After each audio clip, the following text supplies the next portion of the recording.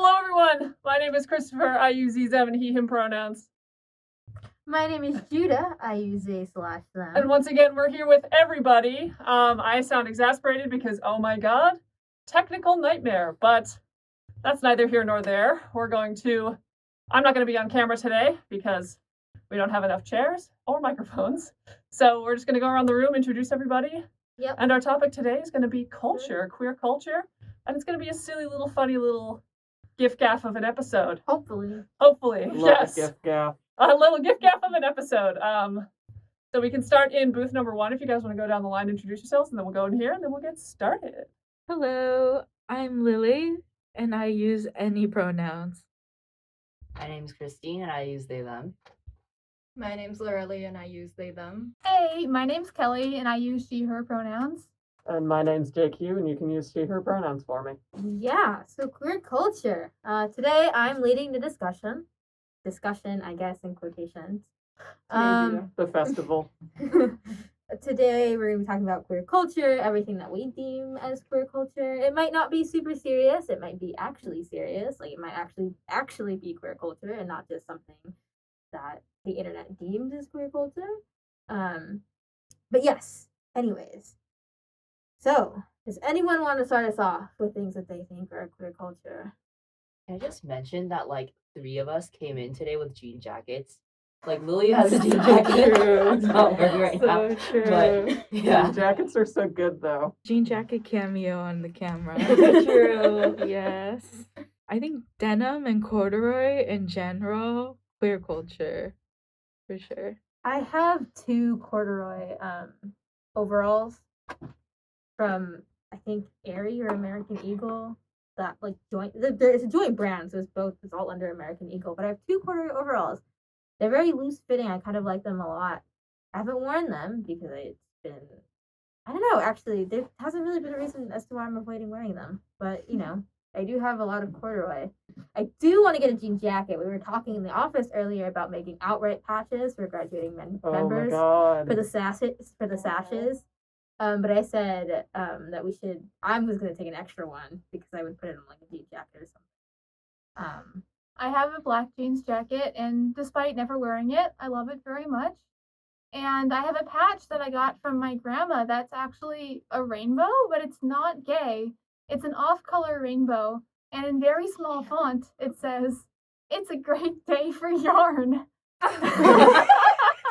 She got it from Hobby Lobby, and it was like, "Oh, this is for you." And I love it. And she didn't think it was gay, but I think it's gay. So If it's from Hobby Lobby, it's definitely not. Hobby Lobby didn't To be think it was gay, but fair, I thought it was gay. knitting and crocheting are very queer hobbies. Mhm. I've tried to learn how to crochet. I haven't gotten the hang of it yet. It's okay. I will get it eventually. I'm determined to because I want to. It's just hard. But yeah, I think we were talking about that the other day. I can't remember if it was in a meeting or not. Yeah, somebody had mentioned crocheting and knitting. It was Someone almost like mentioned granny grandma hobbies. hobbies. Yeah. Which included reading books. Hello? Base. I love feeling like a grandma while I'm reading a book. See, I only read ebooks because I'm like a cool grandma who doesn't like carrying books around. Do you read it on a Kindle or an No, iPad? Libby. Oh, I What? love Libby. Oh my god. Libby Shout out for- to Libby for real. Okay, I can't be like Libby Libby is my queer best culture friend. because I share a library card with my dad who also uses Libby. But emotionally, when I use Libby, it's because it's queer culture. Yeah, Libby is really good actually. Shout out to Libby. Libby, in case people aren't aware, is an app where you can put in your library card and access a bunch of books through your library, ebooks through your library. It's free. You don't have to pay for a library card, I don't think. There's an LA Public Library in Westwood. Yes, there is a public branch in Westwood if you're interested. Go get a library card and go on Libby because you'll save the hassle in buying books because book buying is expensive. And book piracy is more unethical than movie piracy, in my opinion. I'm indifferent on book piracy. Because I Is it? believe knowledge should not No, be. I know what you mean. I'm indifferent on piracy takes mostly because I just don't believe piracy is real. But that's just me. again, Libby is a very good ethical way of getting free books. I feel like the more we say it, the more it sounds like it's shady, though. Libby's extremely non-shady. Yeah, Libby's not shady. Libby's not shady. It's 100% is legal. angelic. I have 3 library cards with Libby. You're not supposed to do that, but I do. Dang, working the system, JQ. Yeah. I know, you're talking about book piracy? You have 3 different library cards, I Yeah. have 2 cards on Libby. I love the government. Anyways, the Libby. Really good app. Sorry, we're not sponsored, so we should probably get... Yeah, they Actually, don't this episode is sponsor me. sponsored by Libby. Yeah. Audiobooks. I don't like audiobooks. I don't. Okay, but speaking of books, like, I feel like a lot of queer people have a fascination with, like, the paranormal, supernatural, you know, all of that jazz. I feel like most people I knew who read Twilight when they were, like, a teenager turned out to be, like, queer. Even though Stephanie Meyer is... Definitely homophobic. Yeah, definitely homophobic and definitely weird. I feel like a lot of people latched on to Twilight as, like, a beacon. Judah, I can confirm. Yeah. Because it's just like the That's so werewolves true. and the vampires. They just do something, I guess. Do you want to hear a piece of cursed knowledge? Yes. Please. Edward is Jesus.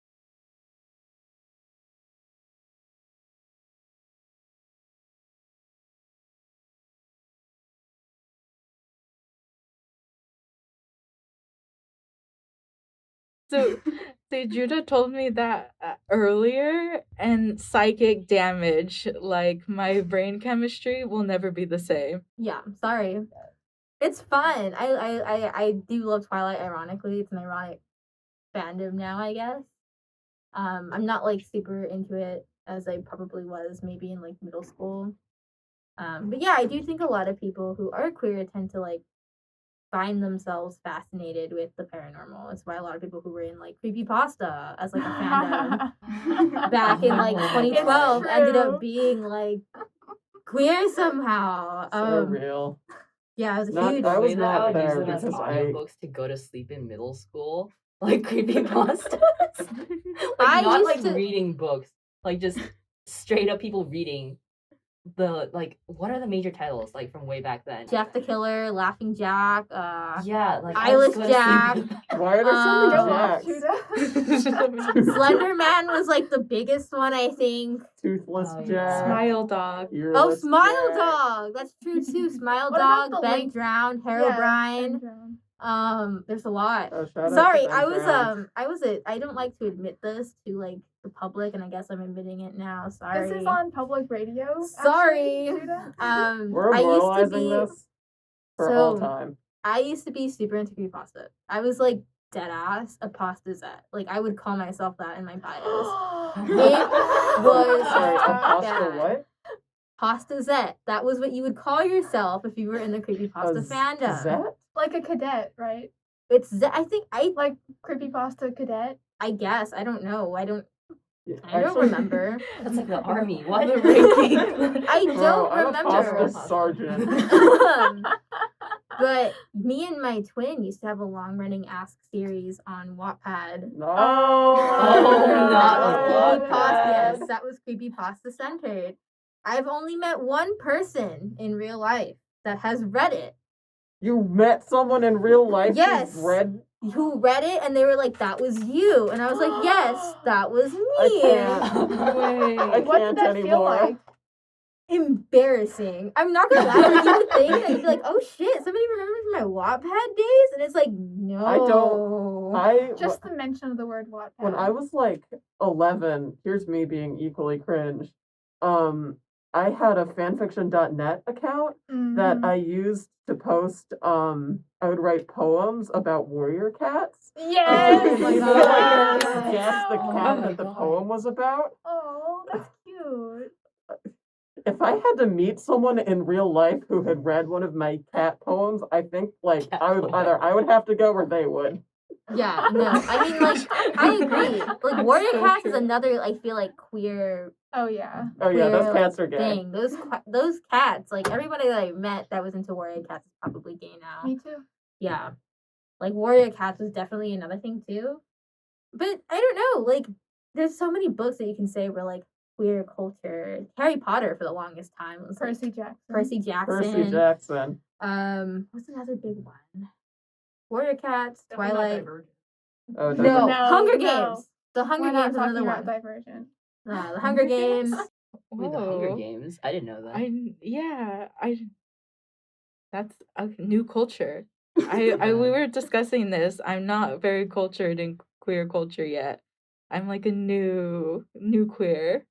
All I Um, do is talk to gay people online.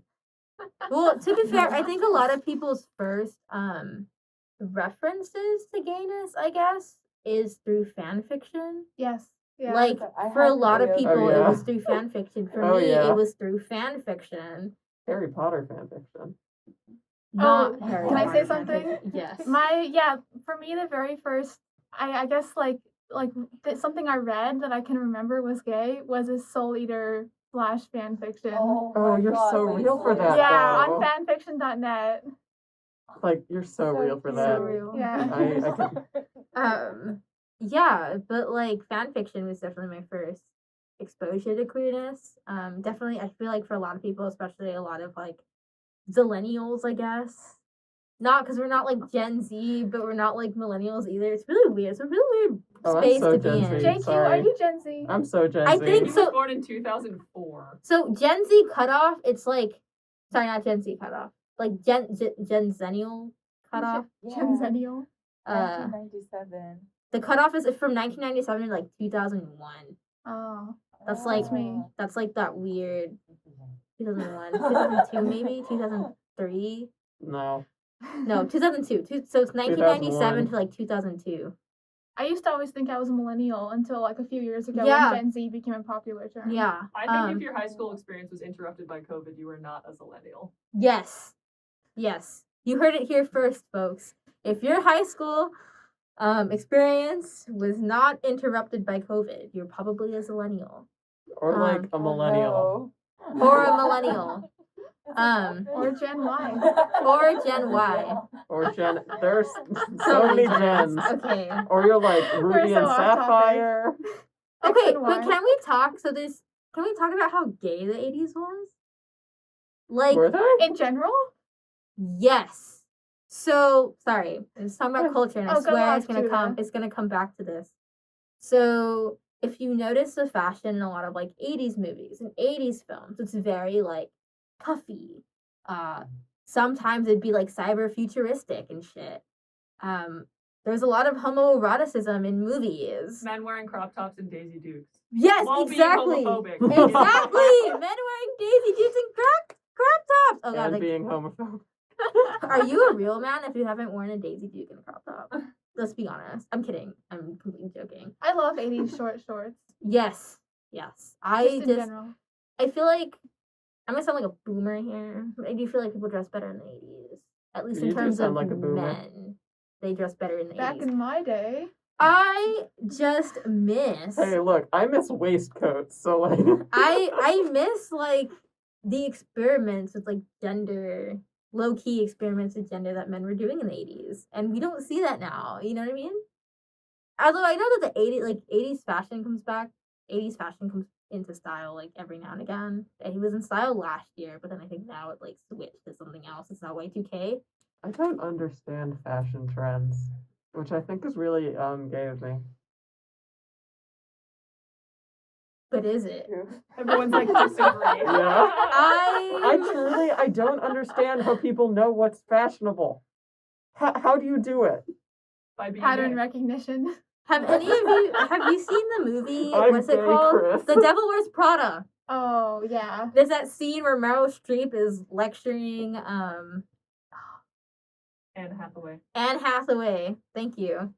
Anne Hathaway about like fashion because she like Anne Hathaway character, like her name's Andy. She's like Andy's like, I don't get fashion. But she laughs. She laughs. In the scene she laughs after like Meryl Streep's character. What's her name? I can't remember Meryl Streep's I character. forget. It doesn't matter. Meryl Streep. I'm gonna just call her Meryl Streep. Meryl Streep was like fighting with like the other guy about like different types of cerulean or something, and like he laughs in the back. Like Andy laughs because she thinks it's funny. It is. The cerulean top scene. Yes, the cerulean top scene. It's a tough call. They're so different.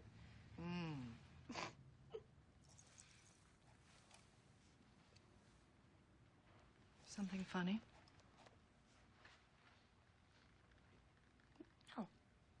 No, nothing's, it's just that both those belts look exactly the same to me, I'm still learning about this stuff and, This stuff?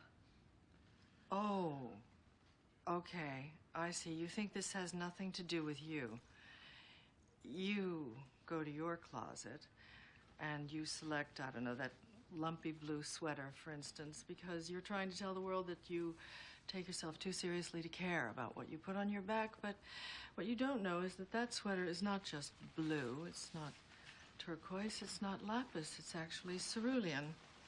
And you're also blithely unaware of the fact that in 2002, Oscar de la Renta did a collection of cerulean gowns. And then I think it was Yves Saint Laurent, wasn't it, who showed cerulean military jackets. I think we need a jacket here. And then cerulean quickly showed up in the collections of 8 different designers. And then it filtered down through the department stores and then trickled on down into some tragic casual corner where you no doubt fished it out of some clearance bin. However, that blue represents millions of dollars and countless jobs. And it's sort of comical how you think that you've made a choice that exempts you from the fashion industry when in fact you're wearing a sweater that was selected for you by the people in this room. And so Andy laughs, and then Meryl Streep is like, she like kind of gags her. I'm not gonna lie, like this is like Meryl Streep is like, that top you're wearing was decided by us. Like, and then like Andy like just stays silent after like Meryl Streep lectures her for like a good minute. Like I was like, oh my god. Because it's true though, like a lot of like fashion I think fashion houses in and of themselves are also like queer culture as well. The ballroom scene in the 80s and 90s was created by queer people for other queer people. Voguing, locking, all of those types of like dance styles, that came out of ballroom.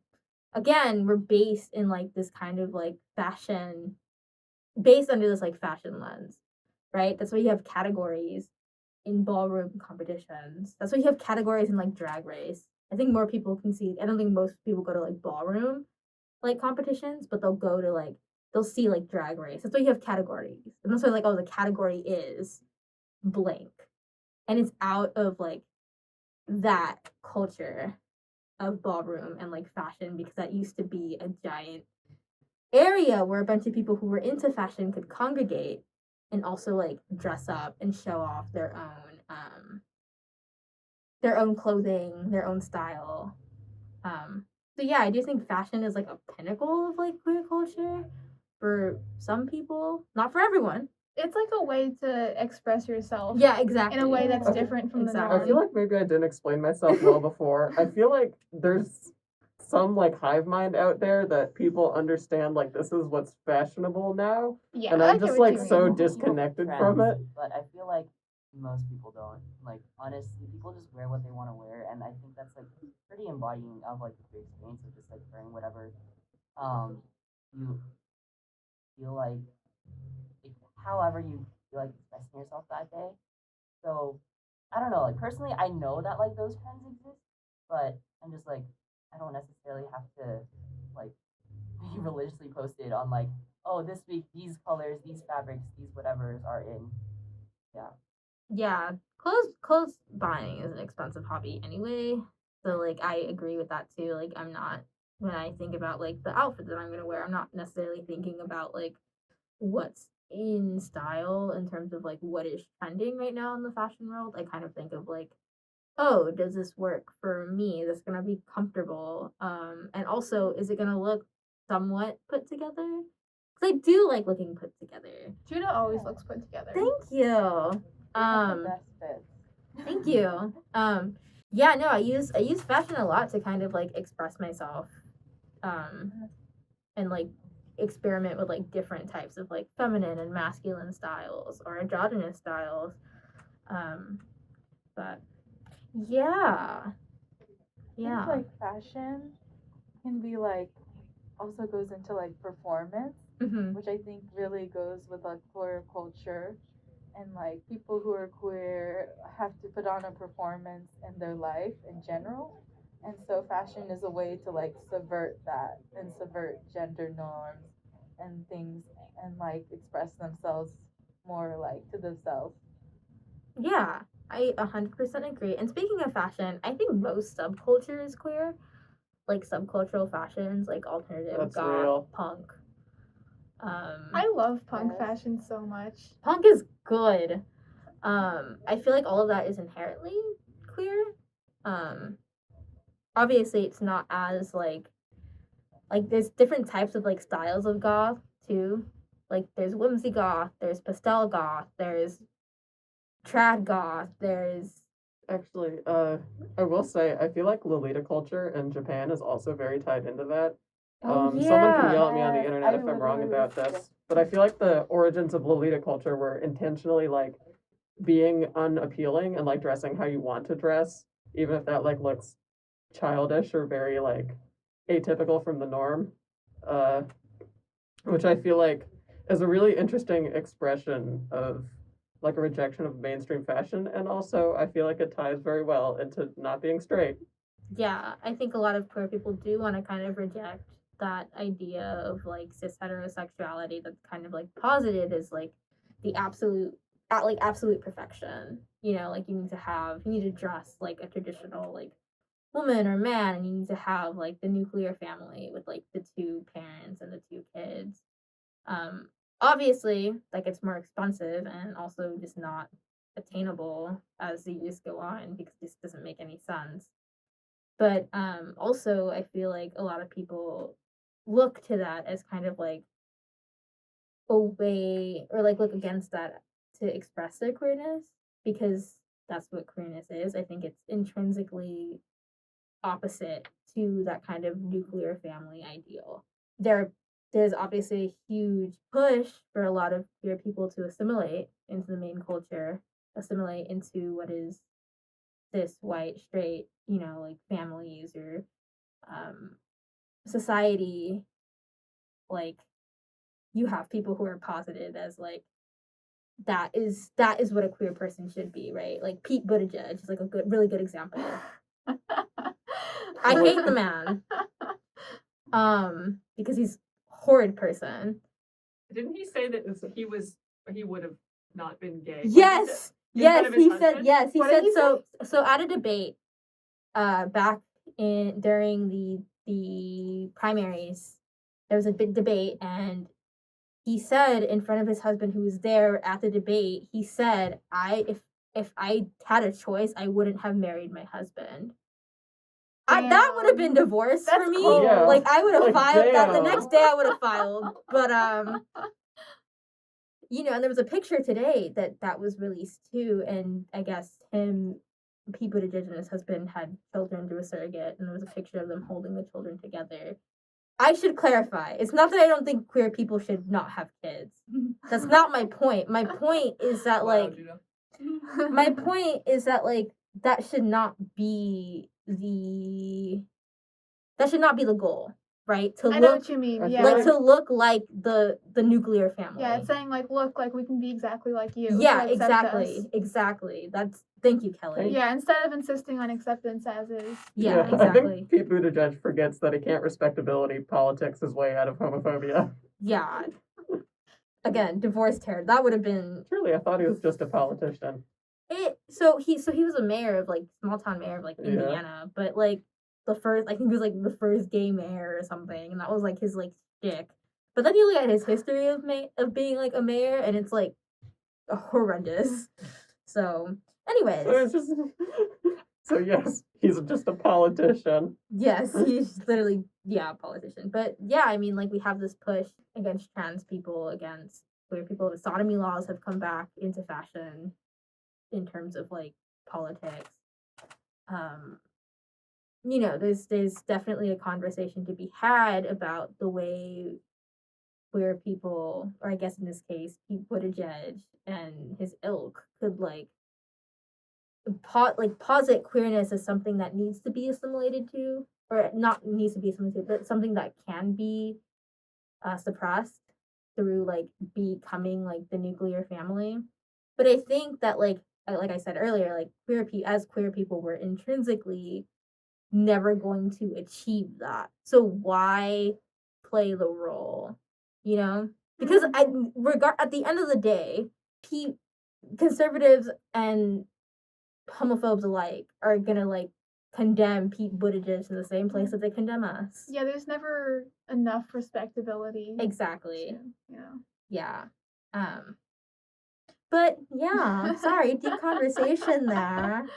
Let's move on to something lighter. Queer culture is stressing many times over the fate of Lawrence v. Texas. Like a lot. Queer culture is looking up Supreme Court cases to see if you have rights. Yeah. Woo! Love that. But yeah, let's bring it to something lighter. No, we have some more fun things to talk about. Flannels or something. I don't know. I love flannels. You know what else I love? 2003 court case, Lawrence v. Texas. No, actually, I was thinking about what Judah was saying, and it kind of reminds me of like the whole neopronoun thing. How there's people who are very like, oh, you can't use neopronouns because that's weird. Like you have to use either he or him or they, and if you use anything else, then you're just like making stuff up. But ultimately, like if they don't want to respect your pronouns, they're not going to respect them. Like it does not matter what you use. Yeah, I mean, even they gets even locked into like the neopronoun like debate, right? Like a lot of people are like, oh, you should only use she or he, and they is like kind of like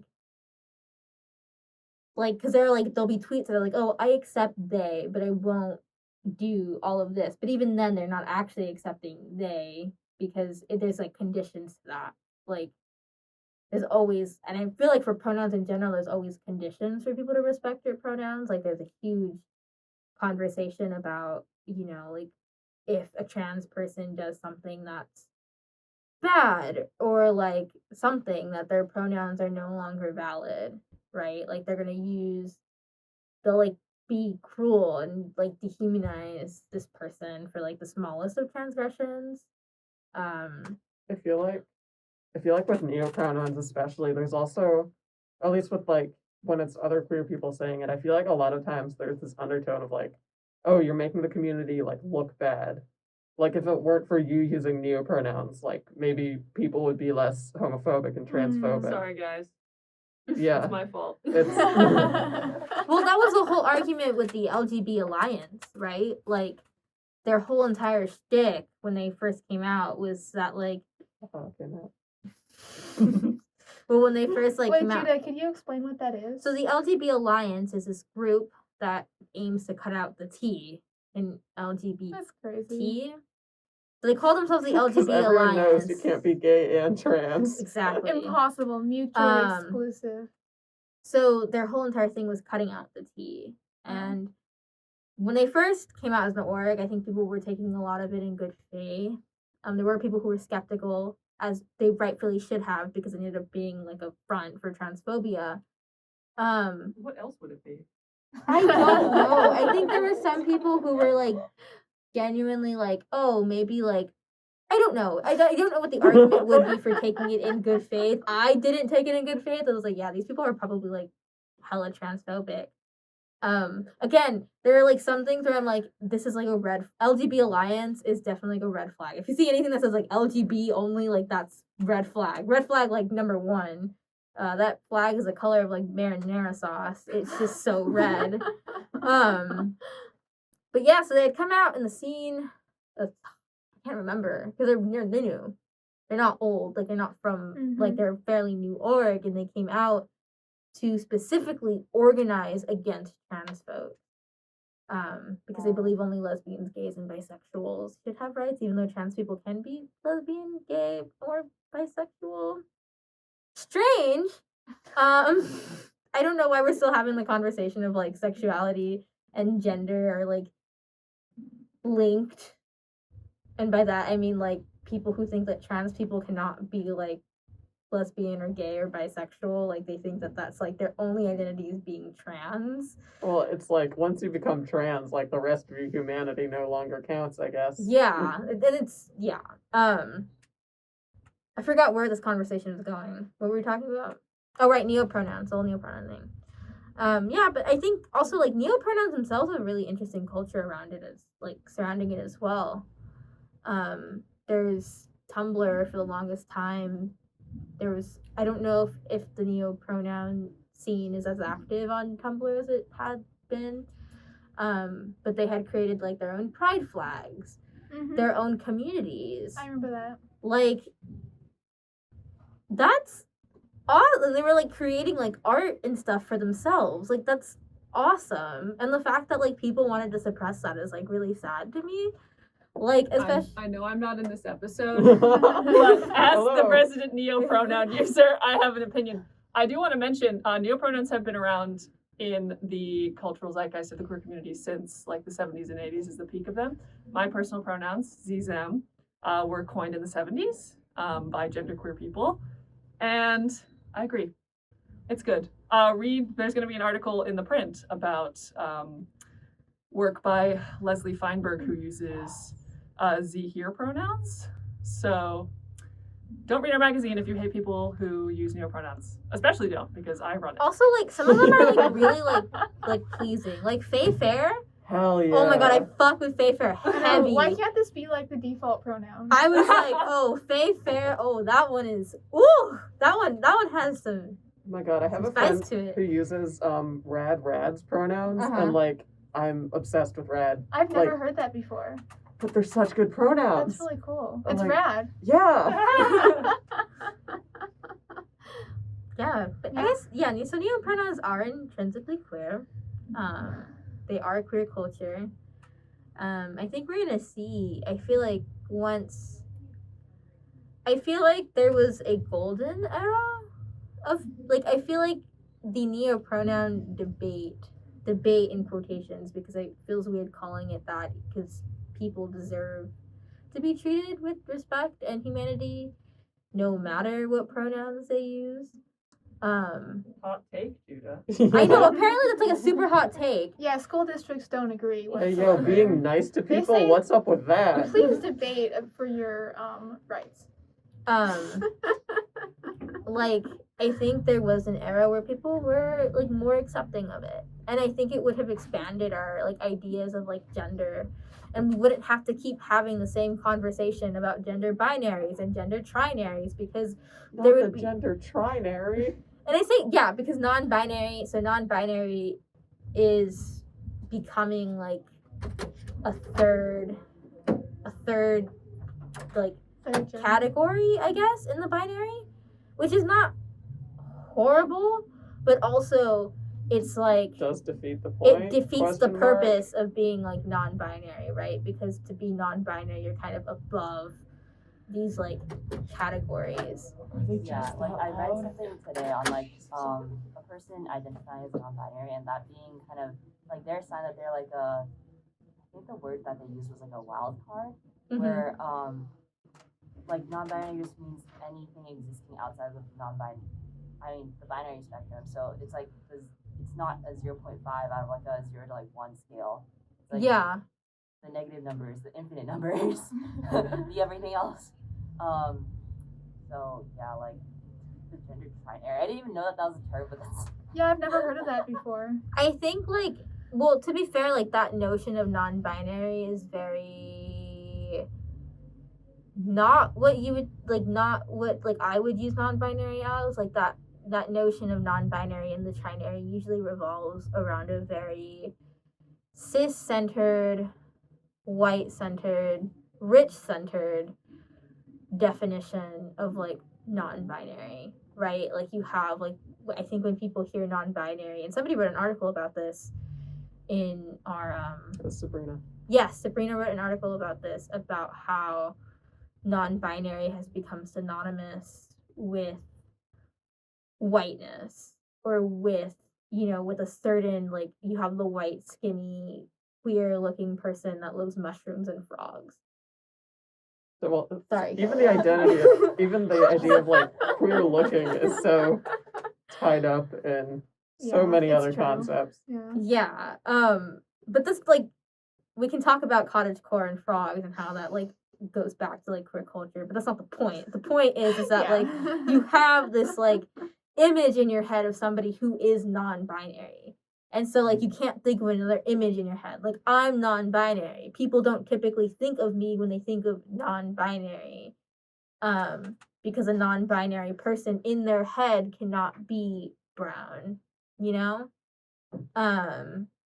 Yeah, it's like you know how in some spaces it's like women and non-binary people. Yeah. Mhm. Oh my Oh, god, I man. literally hate that. Okay, so the number of places I have to go for my job that like market their like events as like catered towards women and non-binary people, and Mhm. either just don't have any like workshop centered towards like talking or like providing that sort of like space to like discuss like those like classes, but also like I don't know, like just because you're like holding a woman specific or like a minoritized event doesn't mean that you're like automatically inclusive of, like all different genders. And I just like wish that more people not only like acknowledge that, but also like acted on like, okay, so like you're doing that, what can you do better?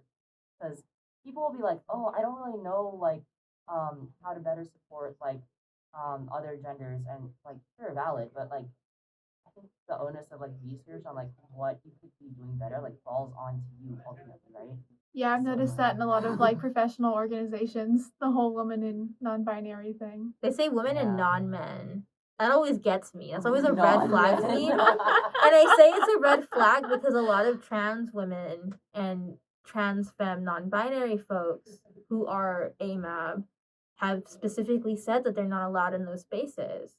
Those spaces don't hold space for them because they only mean cis women and AFAB folks. They don't mean AMAB folks. They're not Mhm. talking to those people. And it's unfortunate because obviously trans women are women. Like they deserve a space to talk about their femininity and their experiences with patriarchy just as much as cis women do. Because there's a lot of overlap there. So yeah, definitely like that's always been like a red flag to me when I always see like the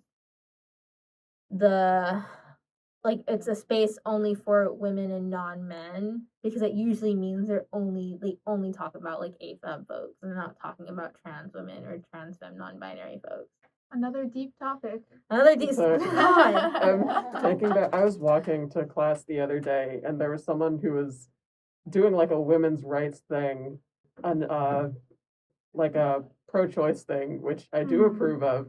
But then, almost as like, yeah, okay. But then, almost as an aside, they were like, stop using like dehumanizing language for women. Like, stop saying pregnant people, or like stop saying menstruators. And it's especially menstruators gets me because like, hello, have you heard of menopause? Like, Wait, what?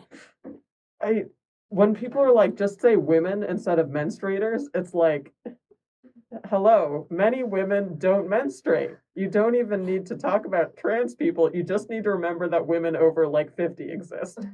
Yeah, there's And then you can go back to being transphobic, I guess. but like that's like my whole thing though. Like the fight for bodily autonomy is queer culture, but also on that same note, the fight for bodily autonomy in both the sense of like abortion and trans rights are very intertwined because it's the fight for like literally the same thing to be able to do whatever you want with your body because it's your body and not it doesn't belong to anyone else. And like yeah, no, you're right, JQ. Like people over the age of 50 don't menstruate. And also, again, not everyone who menstruates is a woman. Not everyone who is pregnant is a woman. Not everyone who seeks abortion care is a woman. There are many just it's always like so sad like to always just like see that. It's like always like why are you why is this the hill that you're dying on? I think Cori Bush was once criticized super heavily for using pregnant people as opposed to using women because people felt that it was dehumanizing women. Because as everyone knows, women aren't people. But then like my yeah, I was like, Yeah, why is Um, saying people not human? but it's just it's kind of like, so, and this is, a lot of people have been talking about how a lot of like gender critical theory has gone back to being like, it's basically bioessentialism, like basing, and like the thing about feminism is that it started out as a movement to basically say, like, especially in the 70s when it was more militant, it started out as a movement that was like, we're not defined by our sex, we're defined by like the things that we do. I mean, you can go back further than the 70s. Oh, You can yeah. go back to Sojourner Truth. Yeah, you can go back to then. Oh yeah, there's also like, again, a very difficult, there's also like very difficult conversations too, because when people say women, they don't mean Black women, they don't mean Hispanic women, they don't mean Asian women, right? They mean white women. That's like another thing too, and a lot of Black women especially have been like, well, you don't mean us either. There was a poem, was it by Sojourner Truth too, where she talks about how she's not afforded the same. Anti-woman. Yeah, Anti-Woman. Yeah, Anti-Woman. It's a poem that was It was a written. speech. It was a speech. It was a Written- speech that was then copied down in an incredibly racist version of African American vernacular, when in fact Sojourner Truth grew up speaking Dutch. Yeah. Sorry, probably Pennsylvania Dutch, which is actually German. Anyways, an Anti-Woman. There's like a huge thing talking about how she was not, as a slave, she was not afforded the same womanhood as like white women. She was forced to be like especially a lot of slaves in, sorry, trigger warning for gruesome depictions of like slavery. But they were forced to be what's it called? They're forced to be breeders, essentially. Like, they were forced to have children to keep the slave population going, like in terms of like work. To have workers to supply, or slaves to supply the system in the South, the chattel slave system in the South. So like every time that someone says like, oh, like, you shouldn't use that language, it's also like, who are you speaking for? You know, like, who are you talking about? Because who is a woman in your eyes? I don't know. Long complicated thing. Because also I have that kind of thing too, where I lump myself in with women, even though I'm not a woman. I will like refer to myself as one in like passing, because I can't really put a name to the experiences that I have, other than those are the experiences of a woman. And it's precisely because that's what people say. Only women experience this. Only women have experience like this. That's not true, obviously, but you know, like, it's really hard to kind of get out of that like thing. Like, I'm not a woman. I wouldn't ever call myself a woman. But definitely there's that kind of like thing of just like, well, I also don't have any other words for it. Nobody has created the vocabulary yet for me to like talk about it. Yeah, I think it's really useful for people who aren't women. Like, I don't know. It's just the conversation around like gender criticism and all of that is just so vast and so like annoying. Because also, no matter how much you argue with gender critics, they don't care. Especially if you're trans. Yeah, especially if you're trans. Never like, trust a rad femme. Sorry. yes, never trust a rad femme. On a lighter topic. Yeah, we Yeah, don't I have like- much time left, so let's end with something Let's nice. end I something. like how we have like common experiences trying to carry all the grocery bags at once. It's true. And then we're like, let's have a half an hour about dehumanization. So I really like this topic, which is like trying to carry all the groceries, trying to carry as many things as possible, trying on your dad's clothes / learning to tie ties, etc. And then I had added this to the thing, like adding that to that too, taking on the traditionally like manly roles in like theater and like dance. Mm-hmm. That was like a huge one. I loved, like, when I was doing musical theater as like a teenager, I loved doing the pants roles. I was like, my hand up was all the time. I was like, I want to do that. Let me do it. I also Me too. I also like taking the more masculine role when it comes to like dancing, especially like pair dancing. Like, I don't know. This is more for, I guess, the Latino folks listening. But when I like dance cumbia and all of that, like I take the traditionally like manly role. I'm the lead, and not the person that's like being led. So I'm the leader, not the leadee. I don't know how to explain that, because you have to actually like watch it to see like how it works.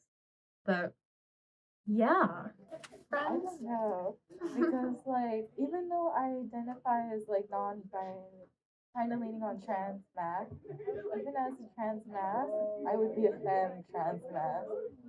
So I would be a very feminine, manly person. Hey, to be fair, part of trans mask culture is ruining your body with a binder, and I don't do that, so we can just put that somewhere else. It's okay. yeah. Just to clarify, you do not have to be masculine to be trans mask.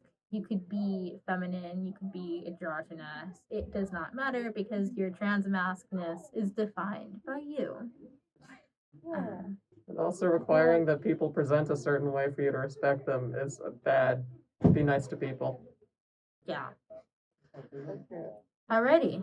And it's 6:02, friends. Do we We want to can wrap end up? on that PSA from JQ. Yeah, PSA, being mean is bad. Stop it. Actually.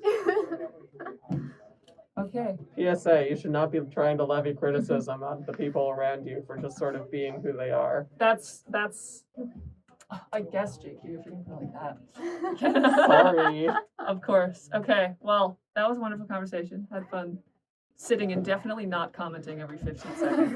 But you can follow OutWrite on our social media, Twitter, Instagram, TikTok, and Facebook at OutWrite Newsmag. You can also read our bi-weekly articles on our website at outwritenewsmag.org. This episode is sponsored by our culture Libby. print that is coming out in 2 weeks on March 13th. If you're at UCLA, you'll be able to pick up a free copy. And we're going to have some locations around Los Angeles that will also carry our copies. We'll try to figure out some online thing for people who are not in the area to pick up stuff. I'll put the cover up. But thank you all for celebrating queer culture with us. I have been Christopher. And I've been Judah. I've been Kelly. I've been JQ. I've been Lily. I've been Christine. And I've been Lorelli. And this has been Speak Out. We'll see you next week for our bisexuality episode. Ooh. Goodbye, everyone.